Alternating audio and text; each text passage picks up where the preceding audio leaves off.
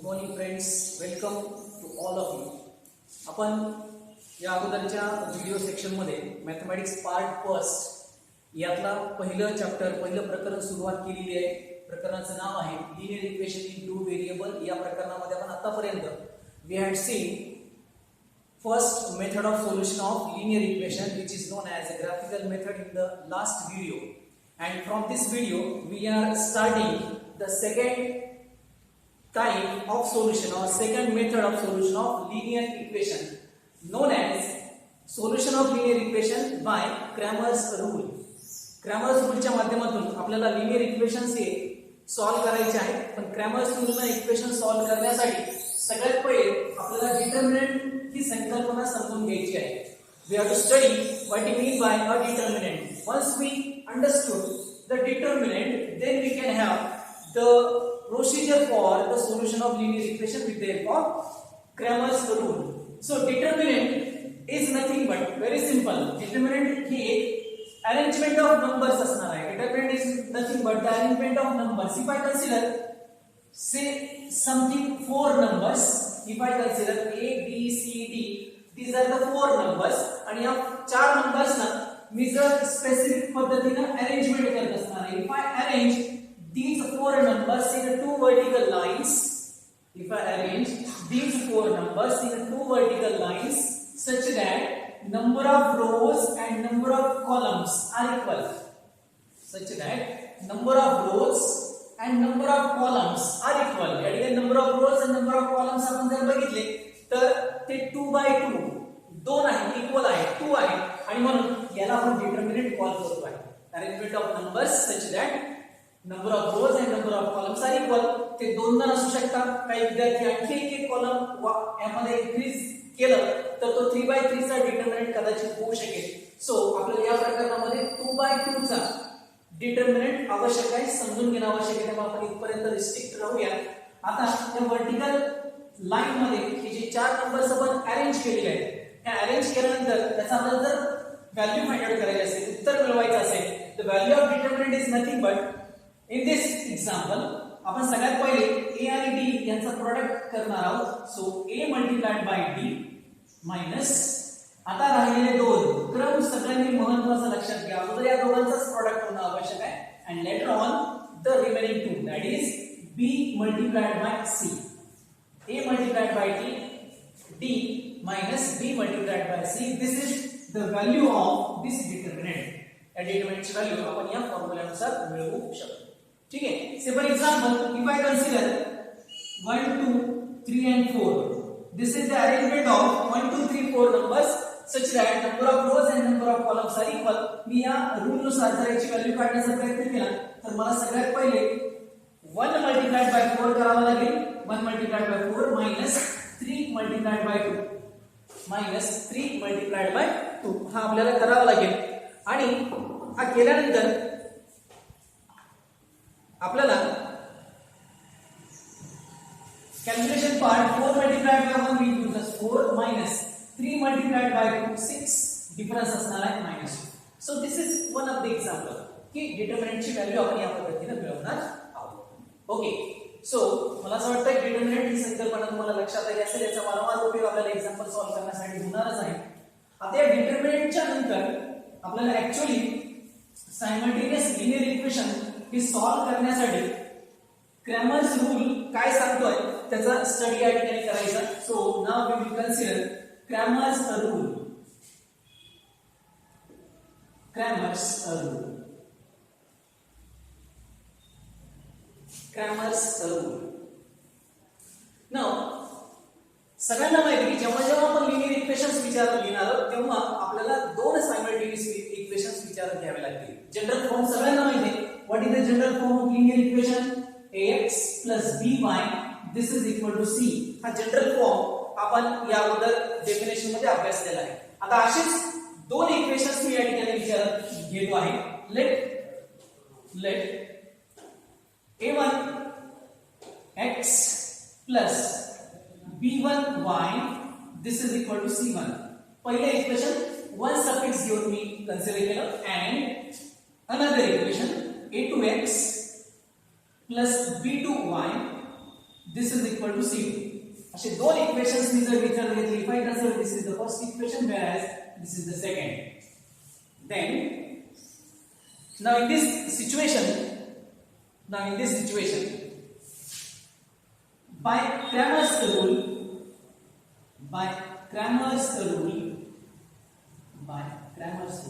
आपल्याला या दोन इक्वेशनचं सोल्युशन फाइंड आउट करायचं. याचा अर्थ मला यामध्ये असणाऱ्या व्हेरिएबलची किमती काढायची, म्हणजे पुन्हा x आणि y च्या व्हॅल्यूज कॅल्क्युलेट करायचे. क्रॅमर्स रूल नुसार मला जर x ची व्हॅल्यू काढायची असेल तर त्यासाठी फॉर्म्युला असणार आहे dx upon d. Cramer's rule नुसार x साठी फॉर्म्युला काय असणार आहे dx upon d, whereas y साठी फॉर्म्युला असणार आहे dy अपॉन d. या दोन फॉर्म्युलेच्या सहाय्याने आपण x आणि y ची किमती मिळवू शकतो. आता राहिला प्रश्न dx, d आणि dy हे काय आहे. So these are nothing but somewhat a determinants. D stands for determinants. d हा एक डिटरमिनंट असणार आहे, dx हा एक डिटरमिनंट असणार आहे आणि dy हा एक डिटरमिनंट असणार आहे. where आता हे तिन्ही डिटरमिनंट कोणाकोणाचे किंवा कशा डिटरमिनंट आपल्याला घ्यायचे ते आपण या ठिकाणी कन्सिडर करणार आहोत. where this d is a determinant of the coefficient of x and y. ज्या इक्वल टू च्या अलीकडे x आणि y आहे याचे डिटरमिनंट घ्यायचे, त्याचे कोएफिशियंट्स घ्यायचे. म्हणजे कोण होणार बघा, a1 a2 आणि नेक्स्ट कॉलम असणार आहे b1 b2 a1 a2 आणि b1 b2. कोणाकोणाचे कोएफिशियंट घेणार आपण, x आणि y चे कोएफिशियंट्स आपल्याला या ठिकाणी घ्यायचे आहेत. त्यानंतर पुढचा डिटरमिनंट आपल्याला विचारत घ्यायचा आहे dx.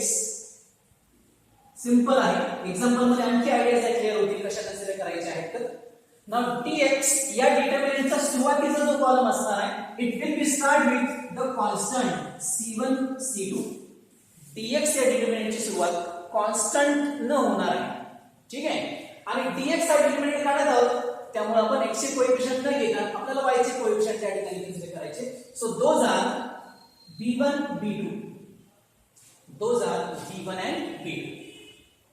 लक्षात येत आहे, dx ची सुरुवात कॉन्स्टंट होणार, x चा डिटरमिनंट काढतोय त्यामुळे आपल्याला y चे कोएफिशियंट्स घ्यायचे. आणि अगदी सिमिलर पद्धतीने dy हा डिटरमिनंट असणार आहे. सगळ्यात महत्त्वाची स्टेप्स लक्षात ठेवण्यासारखी ती म्हणजे काय की dx ची सुरुवात कॉन्स्टंट नव्हतीये, पण y या डिटरमिनंटचा शेवट हा कॉन्स्टंट होणार. म्हणजे c1 आणि c2 हे लास्ट कॉलम मध्ये येतील, सेकंड कॉलम मध्ये येतील. आता राहिला प्रश्न पहिल्या कॉलमचा, तर dy आपण काढत असल्यामुळे आपल्याला y चे कोएफिशियंट न घेता आपल्याला x चे कोएफिशियंट घ्यायचे. So those are a1 and a2. Example समोर आल्यानंतर d dx dy तिन्ही डिटरमिनंटच्या किमती आपण काढणार आहोत आणि त्या जर यामध्ये पुटअप केल्या तर आपल्याला x आणि y ची किमती मिळेल. So that is nothing but the solution of given simultaneous linear equation. One of the simplest method आहे, अतिशय सोपी मेथड आहे, ज्या माध्यमातून आपल्याला कोणत्याही प्रकारच्या लिनियर इक्वेशनचे सोल्युशन मिळवता येऊ शकतात. आणि परीक्षेमध्ये बऱ्याच वेळेस हमखास विचारली जाणारी मेथड आहे, त्यामुळे ही सगळ्यांनी केअरफुली स्टडी करायची आहे. या क्रॅमर्स रूलवर आधारित आपल्याला एक प्रॅक्टिस सेट दिलेला आहे त्या पुस्तकामध्ये. प्रॅक्टिस सेट 1.3 जो आपण आज स्टार्ट करत आहोत, कदाचित तो पूर्ण देखील. त्यामुळे सगळ्या विद्यार्थ्यांनी जे एक्झाम्पल्स या ठिकाणी आपण घेत आहोत ते एक्झाम्पल्स आपापल्या नोटबुक मध्ये प्रॉपर त्याची नोंद करायची, नोट करणार आहात तुम्ही सगळ्यांनी. सो द फर्स्ट एक्झाम्पल या practice set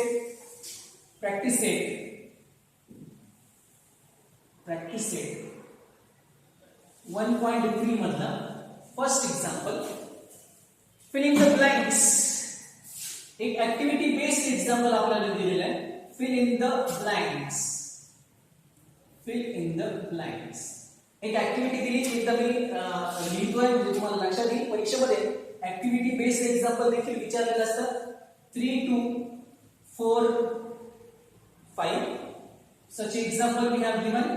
In answer 3 multiplied by 1 box we had provided minus, again we are having one another box multiplied by 4. आणि याचं उत्तर आपल्याला एका बॉक्सच्या स्वरूपामध्ये या ठिकाणी मेन्शन करायचं आहे.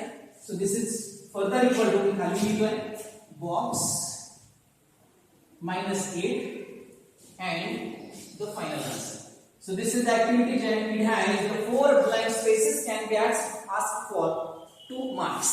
मी आता सांगितलं की डिटरमिनंट कॅल्क्युलेट करत असताना तुम्हाला सगळ्यात पहिले या दोघांचं मल्टिप्लिकेशन करावं लागेल. त्यातला 3 दिलेला आहे म्हणजे बॉक्स मध्ये कोण आलं पाहिजे 5. Simple minus remains as it is. राहिलेल्या दोघांचा प्रॉडक्ट मध्ये 4 मल्टिप्लाइड बाय 2 त्यातला 4 दिलेला आहे म्हणजे या बॉक्स मध्ये येणार आहे 2. So 3 multiplied by 5 will give us 15. या दोघांचा प्रॉडक्ट ऑलरेडी उत्तरात दिलेला आहे आणि दोघांचा डिफरन्स आपण जर घेतला तर आन्सर आपल्याला मिळत आहे 7. Got it? सगळ्यांना समजतंय? सो सिंपल पार्ट आहे डिटरमिनंटचा. हा झाला पहिला क्वेश्चन. त्यानंतर क्वेश्चन नंबर 2 कडे आपण जात आहोत ज्यामध्ये डिटरमिनंटच्या व्हॅल्यूज आपल्याला कॅल्क्युलेट करायच्या आहेत. Question number 2, find the values of Find the values. Find the values. आपल्याला व्हॅल्यूज कॅल्क्युलेट करायचे आहे. पहिला डिटरमिनंट यामध्ये दिलेला आहे. So it is again a very simple kind of example. -1 7 2,4. आताच ठरवल्याप्रमाणे मला क्रॉस मल्टिप्लिकेशन करायचं आहे. सो -1 या दोघांचा गुणाकार पहिले होईल. -1 मल्टिप्लाइड बाय 4 मायनस फॉर्म्युला मध्ये असणार and 7 multiplied by 2. So this is further equal to 4 multiplied by -1 -4 minus 7 multiplied by 2 -14. So answer will be equal to -4 -14. जेव्हा दोन्ही नंबर्स निगेटिव्ह येतात केअरफुली लक्षात घ्या त्यावेळेस दोघांची ऍडिशन करायची असते आपल्याला आणि ऍडिशनला मायनस सिम्बॉल आपण लावणार. So -18 -4 -14 -18. Okay, so this is the first value that we have to find. त्यानंतर आपण नेक्स्ट डिटरमिनंट कडे जाऊया. डिटरमिनंट नंबर 2 याच क्वेश्चन मध्ये असणार determinant of having the numbers 5 3 -7 0. 5 3 -7 0. Again we have to go in a very similar manner that we have to take the product of 5 multiplied by 0 minus what remains over here 3 multiplied by -7. So be careful on signs. Symbol वर carefully लक्ष केंद्रित करा. 5 multiplied by 0 will become 0. This minus and minus will become plus and 7 multiplied by 3 will give us 21. So answer of this determinant is 21. Question number 2 मध्ये आपण हे दोन डिटरमिनंट्स आपण बघितले. एक आणखी डिटरमिनंट आहे जो तुमच्यासाठी होमवर्क साठी ठेवतो मी. तिसरे एक्झाम्पल तुम्ही HW म्हणून घेणार आहात. याच क्वेश्चन मध्ये असणार थर्ड एक्झाम्पल हे तुम्ही ट्राय करा तुम्हाला सहज मिळेल. ओके, आपण आतापर्यंतचे दोन एक्झाम्पल्स मध्ये फक्त डिटरमिनंटची व्हॅल्यू कशी कॅल्क्युलेट करायची याबद्दलचं डिस्कशन केलेलं आहे. आपण आतापर्यंत आणखी कुठे ग्रामर चा उपयोग केलेला नाही. Now we actually go for the finding the solution of given linear equation, simultaneous linear equation with the help of Cramer's rule. आपण आता खऱ्या अर्थानं Cramer's rule ने एक्झाम्पल कसं सॉल्व्ह करायचं ते या ठिकाणी अभ्यासणार आहोत. So question number 3 solve equation by Cramer's rule. By Cramer's rule. Cramer's rule च्या साहाय्याने आपण आता एक्झाम्पल सॉल्व्ह करणार आहोत. त्यातलं first example very first 3x minus 4y this is equal to 10 and along with we have given another equation 4x plus 3y this is equal to 5. 4x plus 3y this is equal to 5. दोन equations आपल्याला provided आहेत. दोन्ही इक्वेशन्सला आपल्याला Cramer's रूलच्या सहाय्याने सोडवायचे आणि we have to find the solution of these two linear equations simultaneously. So या दोघांनाही सॉल्व्ह करत असताना आपण उत्तरामध्ये रिराइट करणार आहोत from as a given. So उत्तरामध्ये गिवन म्हणून आपण या दोन इक्वेशन्सला कन्सिडर करतो. If I suppose this as equation number 1 and this is equation number 2. हे दोन इक्वेशन्स आपल्या समोर आल्यानंतर सगळ्यात पहिली आणि महत्त्वाची स्टेप ही करायची की की आपण जेव्हा क्रॅमर्स रूलच्या पद्धतीमध्ये ज्यावेळेस आपण थेरॉटिकल पार्ट बघितला आजच्या तासिकेमध्ये सुरुवातीला, त्यावेळेस इक्वेशन आपण या नेचर मधले घेतले होते. या नेचर मधले म्हणजे काय की एक्स आणि वाय व्हेरिएबल एका साईडला असले पाहिजे आणि कॉन्स्टंट मात्र अदर साईडला असणं गरजेचं आहे. हा कॉन्स्टंट नेहमी पलीकडच्या साईडला जर असेल तर तुम्ही डायरेक्ट एबीसी ची व्हॅल्यूज ठरवता येऊ शकते. पण हे कॉन्स्टंट जर बरोबरच्या अलीकडे असेल तर मात्र तुम्हाला तिथे ट्रान्सफर करून घ्यावे लागतील. स्ट्रिक्टली लक्षात ठेवा. आता या केस मध्ये तसं काही नाही. इथं ऑलरेडी कॉन्स्टंट हे इक्वल टूच्या पुढे आहे आणि म्हणून पहिल्या इक्वेशन पासून आपण a1 b1 आणि c1 a1 b1 c1 आणि दुसऱ्या इक्वेशन वरून a2 b2 आणि c2 यांची किमती आपण सहज ठरवू शकतो. पहिल्या इक्वेशन नुसार a1 किती असणार आहे, x चा कोएफिशिएंट 3, b1 असणार आहे -4 आणि c1 असणार आहे 10. Similarly, from the second equation, x चा कोएफिशिएंट 4, b2 y चा कोएफिशिएंट 3 आणि कॉन्स्टंट असणार आहे 5. a1 b1 c1 a2 b2 c2 हे मांडून घ्यायचे. कॉन्स्टंट बरोबरच्या पलीकडे असताना c ची किंमत घ्यायची आहे. ठीक आहे. सो ना आपण 1 बाय 1 तिन्ही डिटरमिनंट कॅल्क्युलेट या ठिकाणी करणार आहोत, d dx आणि dy. ठीक आहे. सो त्यातला d या ठिकाणी कॅल्क्युलेट करतो. सगळ्यांना मी आता सांगितल्याप्रमाणे d म्हणजेच काय असणार आहे, x आणि y चे कोएफिशिएंट. x आणि y चे कोएफिशिएंट इथे मांडायचे. a1 a2 b1 b2 असे व्हेरिएबल्स नाही घेतले तरी चालतील. सरळ सरळ a1 x आणि y चे coefficient that is 3 4 he line आणि त्यानंतर -4 आणि 3 दुसरी लाईन. या दोघांना इथे घ्यायचं आहे. या दोघांना आपण कॅल्क्युलेट करूया. सगळ्यांना माहिती आहे क्रॉस मल्टिप्लिकेशन होईल. So 3 multiplied by 3 minus 4 multiplied by हा ऑलरेडी -4 आहे त्यामुळे इथे आपण मेंशन करूया. 3 into 3 will become 9 and this minus become plus. 4 into 4 16. So addition will be equal to 25. Addition will be equal to 25. Now after that we will go for another determinant known as dx. dx च्या बाबतीमध्ये काय सांगितलं होतं, कदाचित सगळ्यांना माहिती असेल. dx आणि dy या दोघांमध्ये एक विशेष गोष्ट आहे ती म्हणजे काय की dx ची सुरुवात कॉन्स्टंट होणार आहे आणि dy चा शेवट कॉन्स्टंट होणार आहे. तुम्ही या ठिकाणी मानून टाकतो dx ची सुरुवात कॉन्स्टंट न 10 5 तोच शेवट आपण या ठिकाणी करणार आहोत 10 5. हा एरो तुम्हाला समजण्यासाठी आहे, परीक्षेमध्ये काढायचा असं काही कंपल्शन नाही. आता dx काढत असल्यामुळे x चे कोएफिशिएंट न घेता आपण y चे कोएफिशिएंट्स या ठिकाणी घेणार आहोत. सो -4 3 y चे कोएफिशिएंट आणि या ठिकाणी असणार आहे x चे कोएफिशिएंट. y चे कोएफिशिएंट न घेता 3 4 या दोघांची व्हॅल्यूज आपण कॅल्क्युलेट केल्या की आपण उत्तरापर्यंत पोहोचणार आहोत. सो क्रॉस मल्टिप्लिकेशन आपण या ठिकाणी करायचं. सगळ्यात पहिले 10 मल्टिप्लाइड बाय 3 मायनस फॉर्म्युलेमध्ये असणार 5 multiplied by -4 further equal to 10 into 3 will become 30 minus become plus. 5 multiplied by 4 20. So answer will be equal to 50. So dx या डिटरमिनंटचा आन्सर आपल्याला मिळत आहे 50. अगदी सेम ट्रीटमेंट आपण खालच्या dy साठी घेऊया.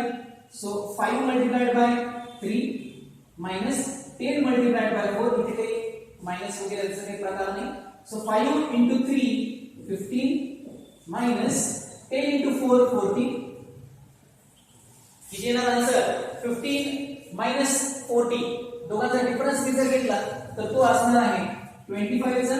पण मोठी संख्या ही 40 आहे त्यामुळे मोठ्या संख्येचे चिन्ह आपल्याला उत्तराला द्यायचं असणार आहे.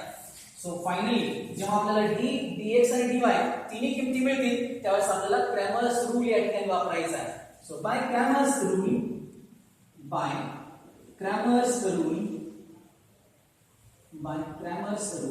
सगळ्यांना माहिती आहे की x इक्वल टू फॉर्म्युला आपण आताच मेंशन केला होता dx upon d and y equal to formula असणार आहे dy upon d. dx upon d and y equal to dy upon d. Values substitute करत आहोत आपण. dx ची व्हॅल्यू आपण आताच फाइंड आउट केली आहे 50. ज्याला d ने आपण डिवाइड करणार आहोत d ची व्हॅल्यू आहे 25.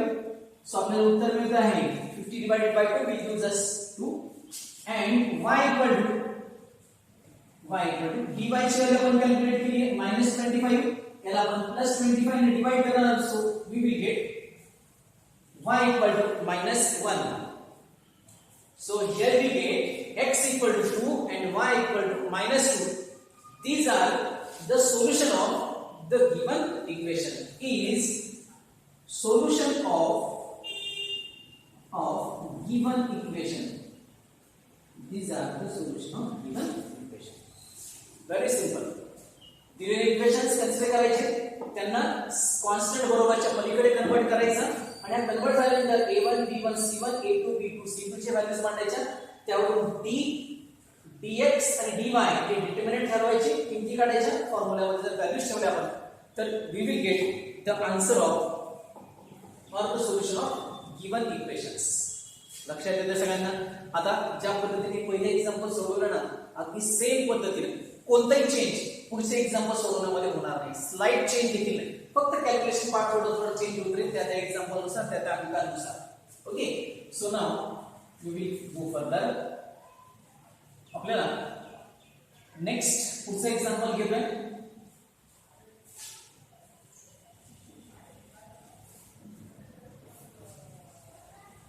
ज्यामध्ये अगदी सेम पद्धतीने क्रॅमर्स रूलच्या सहाय्याने आपल्याला एक्झाम्पल्स हे सॉल्व्ह करायचे आहे.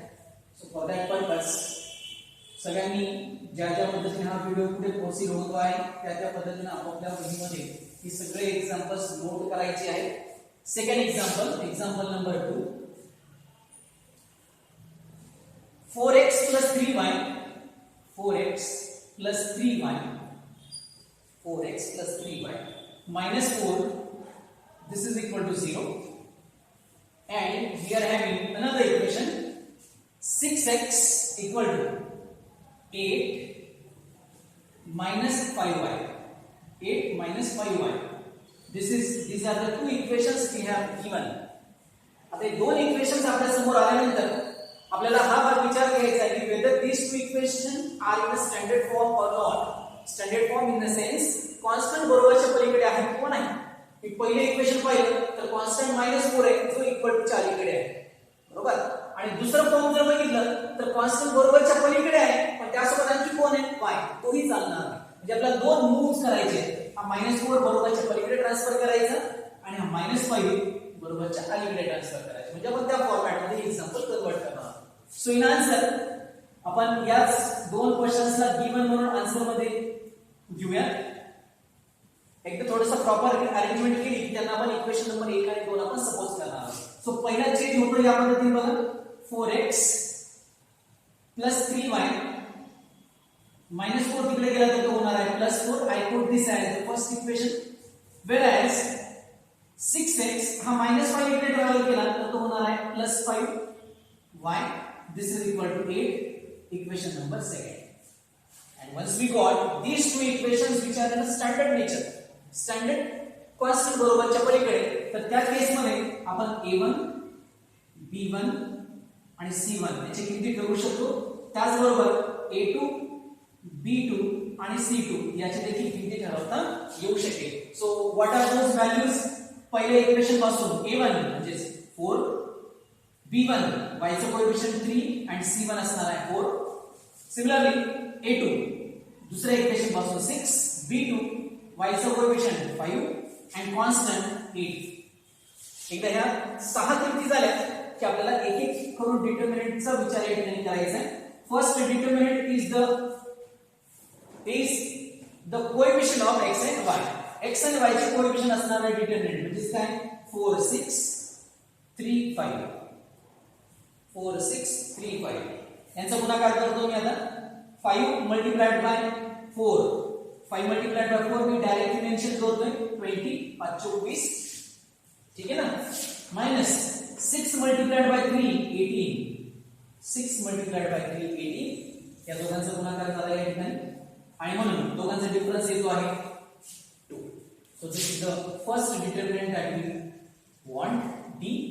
त्यानंतर dx चे डिटर्मिनंट बद्दल काय सांगितलंय मी आणि dy डिटर्मिनंट बद्दल काय सांगितलंय हे सगळ्यांना परत मी रिवाइज करतो आहे, कारण बऱ्याच वेळेस मुलं यामध्ये गोंधळ करतात. कॉन्स्टंट एक तर सुरुवातीला मांडतात दोन्ही ठिकाणी किंवा शेवट मांडतात, तसं बिलकुल नाहीये. कॉन्स्टंट dx मध्ये सुरुवातीला आहे आणि dy शेवट आहे आणि म्हणून कॉन्स्टंट मी या ठिकाणी लिहितोय 4 8 सुरुवातीला आणि इकडे शेवट असणार आहे 4 8. एकदा मांडून टाकायचं म्हणजे आपली मिस्टेक होणार नाही. ना dx काढत असल्यामुळे x चा कोएफिशियंट न घेता आपल्याला y चे कोएफिशियंट्स घ्यायचे 3 5 आणि dy काढत असताना y चे कोएफिशियंट न घेता x चे कोएफिशियंट्स आपण घेणार आहोत 4 6. आता या दोन डिटरमिनंट आपण सॉल्व्ह करूया. Again, we will go for the cross multiplication. 5 multiplied by 4, 20, minus 8 multiplied by 3, 8 multiplied by 3, 8 24, 24. So the difference is, दोघांचा डिफरन्स हा 4 चा आहे, पण मोठी संख्या 24 असल्यामुळे याचा सिंबल आपल्याला उत्तराला लिहायचा आहे. Now, in the next, या दोघांचं multiplication 8 multiplied by 4, 8 32, 32, minus 6 multiplied by 4, 6 multiplied by 4, 24. दोघांचा डिफरन्स जर घेतला तर तो मिळतो आहे 8 चा. मोठी संख्या 32 आहे त्यामुळे पॉझिटिव्ह याचा आन्सर असणार. And once we got the three determinants g, dx and dy, we can use by Cramer's rule. By Cramer's rule. By Cramer's rule, x equal to dx upon d and y equal to dy upon d. dy upon d. dx याची value आहे -4 आणि d ची value आपण आता calculate केली आहे 2. dy ची value आहे 8 upon 2. So we will get x equal to -4 upon 2, we'll use this -2, and 8 upon 2, 8 divided by 2, y equal to 4. So finally x equal to -2 and y equal to 4 is the solution of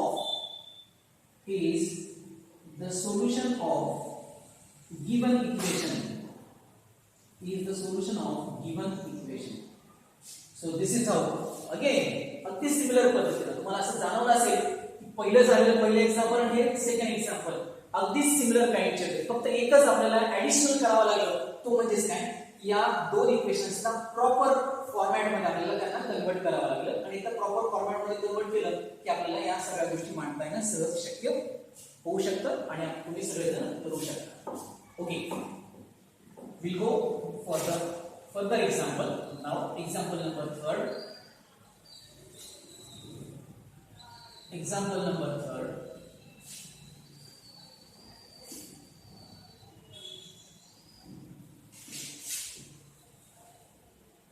Third example, ज्यामध्ये आपल्याला बघायचं आहे real equations whether those are in a standard format or not. So the third example is like this: x plus 2y. Example number 3. X plus 2y. X plus 2y equal to -1, and another equation is 2x minus 3y. 2x minus 3y, this is equal to 12. I put this as the first equation and this is the second equation. कशामुळे मी याला code करतो आहे, तुम्हाला कदाचित लक्षात आलं असेल की हे दोन्ही इक्वेशन्स आपण ज्या फॉर्मॅट मध्ये ठरवलेले आहेत त्या फॉर्मॅट मध्ये आहे. त्या फॉर्मॅट मध्ये म्हणजे काय, कॉन्स्टंट ही इक्वल टू च्या पलीकडे आहे. आपल्याला ज्या फॉर्मॅट मध्ये इक्वेशन रिक्वायर्ड आहे त्या फॉर्मॅट मध्ये ऑलरेडी आहे, त्यामुळे मला काही चेंज करण्याची गरज नाही. आणि ऑलरेडी जर त्या फॉर्मॅट मध्ये इक्वेशन्स असतील तर आपण सरळ सरळ हियर a1 b1 आणि c1 या किमती ठेवूयात, a2 b2 आणि c2. पहिल्या इक्वेशन पासून a1 असणार आहे 1, b1 असणार आहे 2 आणि c1 असणार आहे -1. a1 b1 and c1. Second equation पासून 2 3 12, 2 3 12. ओके, एकदा आपल्याला a1 b1 c1 आणि a2 b2 c2 या व्हॅल्यूज एकदा आपण मिळवल्या की त्यानंतर आपल्याला डिटर्मिनंट, तीन डिटर्मिनंट ठरवायचे d, dx आणि dy. परत एकदा मी रिवाइज करतोय, ज्यांना कोणाला अडचणी असतील त्यांनी परत एकदा लक्षात घ्या. d हा determinant is nothing but the coefficient of x and y. x and y चे कोएफिशिएंट्स या ठिकाणी घ्यायचे.